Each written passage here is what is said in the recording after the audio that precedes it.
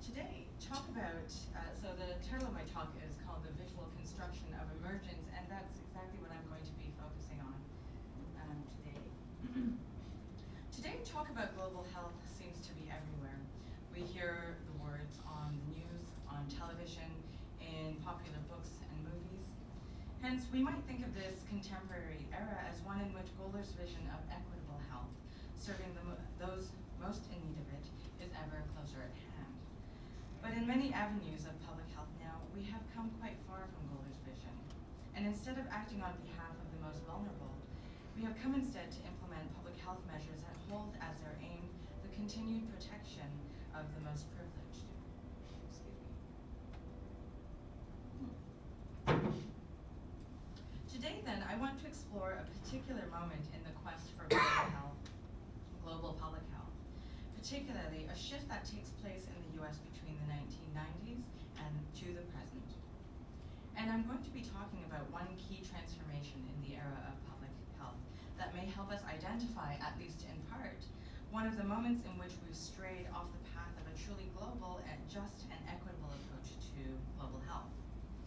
Just before the lunch break, Ted has thankfully given us a lovely examination of preparedness in its historical manifestations. So we're going to look now at how since the 1990s there came about some key shifts in the way we think about preparedness and how we approach preparedness measures.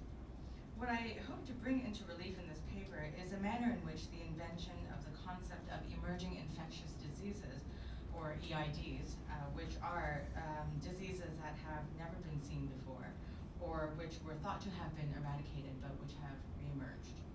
How the concept of EIDs transforms the concept of public health and the field of public health information campaigns.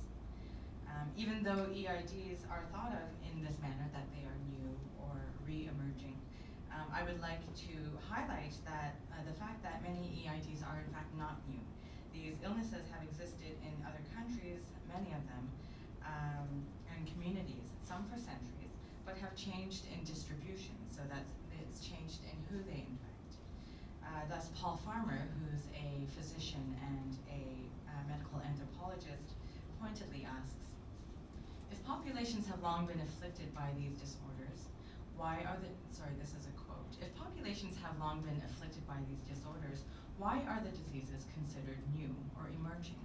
Is it simply because they have come to affect more visible or more valuable people? This would seem to be an obvious question from the Haitian or African poor. Farmer points to a fundamental inequivalency in the concept of EIDs, in which diseases are thought to be emergent only when they start to appear in lands where there are more important people, such as, in this case, the US. Hence, this paper is going to look specifically at an important text written by the US Institute of Medicine, in which the concept of emerging infectious diseases was first widely discussed,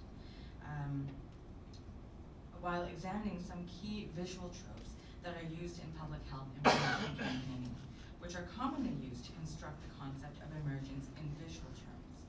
Although I will initially be drawing upon a lot of material that is non-visual in nature and considering some key questions like, in what ways has this concept of disease as emergent transformed how we understand and approach public health and pandemic prevention?